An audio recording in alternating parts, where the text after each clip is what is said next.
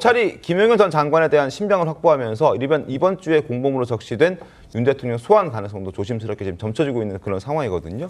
전례가 없던 현직 대통령에 대한 검찰 수사가 과연 어떤 식으로 이루어질지 저희가 화면으로 한번 그 가능성을 여러 가지 시나리오를 정리를 해봤습니다. 함께 보시죠. 자, 첫 번째, 출석 통보 후 조사. 이건 뭐 자연스럽게 일반적인 상황입니다. 출석 통보하고 그 다음에 조사하겠다. 두 번째는 긴급 체포하겠다. 세 번째는 체포영장을 발부하고 그 다음 체포하겠다. 네 번째는 구속영장을 발부한 후에 집행하겠다. 뭐 이런 상황입니다. 그러니까 대통령실 혹은 대통령도 자신의 법적 책임을 회피하지 않겠다라고 입장을 담화문을 통해서 밝혔던 터라서 김재원 최고는 어떻게 보십니까? 1번 출석 후 조사, 출석 통보 후 조사 이게 가능하지 않을까요? 어떻게 보십니까? 저는 뭐 긴급 체포가 지금 만연하고 있는데 네? 이 자체가 전부 정상적인 수사가 아니라고 봅니다. 우리 형사소송법에 긴급 체포는 그 우연히 범인을 발견했을 때, 네. 즉 체포영장을 발부받을 수 없을 때 할 수 있거든요. 그래서 긴급체포라는 이야기가 지금 마구 돌고 있는데 이게 좀 잘못되었다고 보고요. 네. 그다음에 대통령이 어쨌든 지금 검찰에서 상정하고 있는 것은 이 내란죄의 우두머리잖아요. 그러면 이 내란죄가 직접 성립되기 위해서는 국헌을 문란하게 할 목적으로 폭동한 경우에 내란죄가 성립되는데 국헌을 문란하게 할 목적이 있느냐에 대해서 논란이 좀 있을 수가 있어요. 네. 그러면 지금 이 동원된 사람들 많은 사람들 조사가 이루어져야 되거든요. 지금 중요 임무 종사자로 국방장관을 지목해서 구속했지만 조사를 할 사람들은 굉장히 많단 말입니다. 네, 지금도 조사를 하고 있긴 하죠. 예, 네. 그런데 저 보면 지금 검찰에서 구속영장에 첨부한 자료로도 대부분이 언론 보도라든가 또는 국회에서 증언한 내용들이에요. 그럼 네. 이분들을 다 조사해서 처리를 하고 제가 보기에는 상당히 그 입증을 한 다음에 대통령에 대한 조사가 이루어지지 않을까 생각합니다. 그래서 우리 일반적으로 보는 경우에는 국방장관 조사했으니까 다음 대통령을 조사할 거 아니냐 이런 생각을 하실 수는 있겠는데 네네.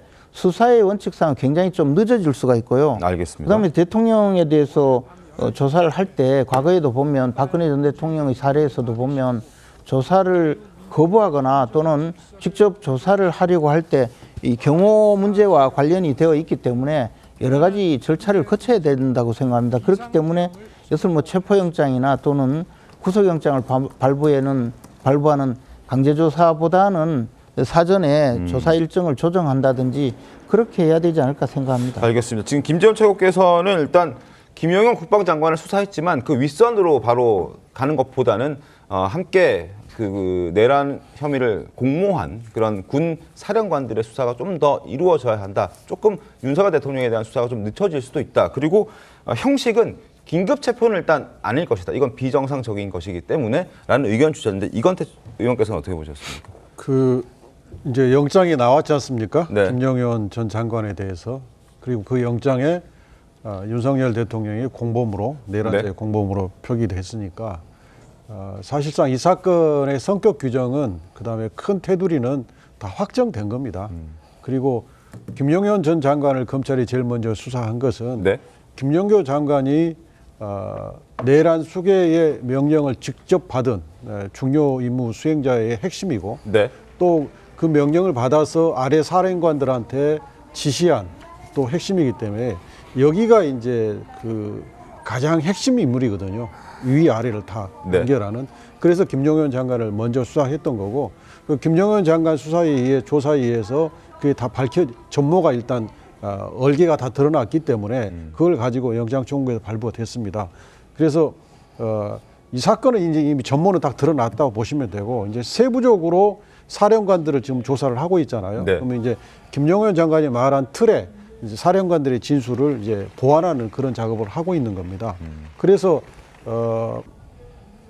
윤 대통령은 언제쯤 조사할 거냐? 네. 이제 이 부분은 통상적으로는 지금 김재원 최고님 말씀대로 가장 중요한 인물은 가장 뒤에 네. 조사해서 하는 게 맞는데 지금 이 사건은 사안이 워낙 명백하고 그리고 김용현 장관과 사령관까지만 조사하면 네. 그 단계까지만 되면 현장 지휘관들 조사 없이도 대통령을 에 수사할 수 대해서 있다? 구속영장을 청구할 정도의 충분한 증거는 수집이 됩니다. 그리고 이제 절차는 대통령에 대해서 먼저 소환할 걸로 보여지고요. 소환 통보 후 조사. 왜냐하면 소환 없이 체포영장을 청구하면 그게 체포영장 청구 요건에 맞지 않을 가능성이 있기 때문에 네. 자칫 법원에 기각될 수도 있어요. 그러면 큰 이제 미스가 되기 때문에 먼저 소환을 할 거고 네. 소환 조율을 좀 하겠지만 그게 소환 조율 시점 조율에 있어서 대통령의 뜻을 무조건 들어주는 식은 아닐 거예요. 그냥 검찰이 정하는 언제쯤 나오세요. 안 나온다고 그러면 뭐 하루 이틀 여유를 주겠지만 많이 주지는 않을 거고 거기에 대해서 그 대통령이 불응하면 네. 곧바로 저는 사정 구속영장을 청구하는 그런 절차로 가지 않겠는가 하는 생각이고 이제 여기서 중요한 것은 그러면 대통령을 통상적인 그 사건이 늘 처리되는 그런 방식에 따라서 제일 마지막에 할지 아니면 어느 정도 사령관을 조사가 끝나면 그때 할지 이건 이제 검찰이 판단하겠지만 여기서 고려할 점은 경찰과의 관계일 것 같아요. 경찰도 지금 경찰청장하고 서울경찰청장을 긴급 체포했잖아요. 네. 그러면 다음 순서로 경찰도 대통령을 소환해서 조사하려고 할 거예요. 경쟁적으로 지금 그렇죠. 대통령을 향해서 가고 있기 때문에. 그러면 이제 경찰이 먼저 대통령을 소환해서 조사할 수도 있는 입장이기 때문에 검찰 입장에서는 그걸 신경 안 쓸 수가 없을 거예요. 네네. 이제 이런 종합적인 판단 하에서 검찰이 대통령을 언제 소환 조사할지 마찬가지로 우리는 검찰만 보고 있지만 내란 네. 수사권을 본질적으로 가지고 있는 경찰이 대통령을 언제 소환할지 이것도 같이 봐야 된다고 봅니다. 이 의원님 뭐 하나만 짧게 더 여쭤볼게요. 지금 말씀 주신 게 어쨌든 주변, 윤 대통령을 둘러싸고 있는 주변 인물들이 다 윤 대통령을 주범이라고 증언하고 있기 때문에 사실상의 이제 구속이나 뭐 중형이 불가피하다, 내란죄에 성립된다 이런 취지로 말씀 주셨는데 아까 지금 김채권 의원님 말씀은 이 국헌 문란의 목적이고 또 공범 관계다라고 적시를 하긴 했지만 당사자인 본인이 이 국헌 문란의 목적이 없었다라고 진술을 한다면 어떻게 되는 것이냐? 그럼 좀 다퉈볼 여지가 있는 거 아니냐 이런 주장이신 것 같거든요. 그 목적이나 고의는 본인은 뭐 무조건 부인을 하겠죠. 대부분 그렇잖아요. 그러나 그 목적이나 범위는 사람의 마음속에 가지고 있는 게이기 때문에 생각에 가지고 있는 거기 때문에 주변인의 증거, 진술, 정황에 의해서 규정을 하는 겁니다. 네. 이 사람은 목적이 있었다, 알고 있었다고 규정하는 것이기 때문에 대통령의 진술은 거의 의미가 없습니다.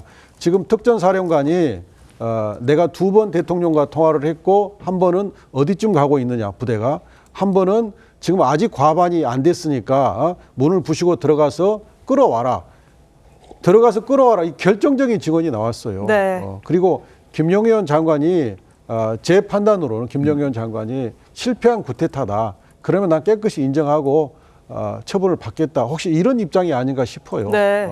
그러면 이 대통령에 대한 입증 문제는 사실상 끝났다. 사법 처리 시점만 남은 상태다. 그렇게 판단합니다.